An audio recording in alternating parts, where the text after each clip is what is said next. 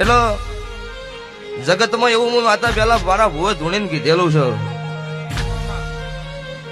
કે જિંદાડો સિમેન્ટ ઉપાડતા ઈંદાડો મજૂરી કરી કરીને મરી જા પણ ભેળું નહીં છેલું. અત્યારે હું દેરું રળવા ઉતરેલું છું. આવું ભૂરાભાઈ મેં પેલા કીધેલું. અને ઈ આ સેવંતીભાઈ ની દુકાનમાં સિમેન્ટ ના ટાઈસો આ ભુએ ઉપાડેલી પૂછી લ્યો.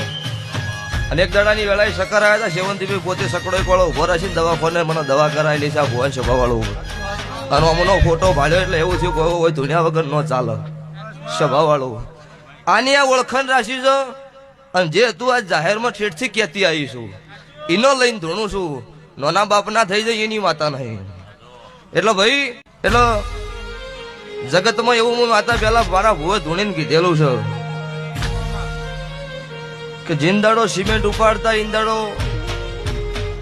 મજૂરી કરી કરીને મરી જા પણ ભેળું નહીં છેલું. અત્યારે હું દેરું રળવા ઉતરેલું છું. આવું ભૂરાભાઈ મેં પેલા કીધેલું.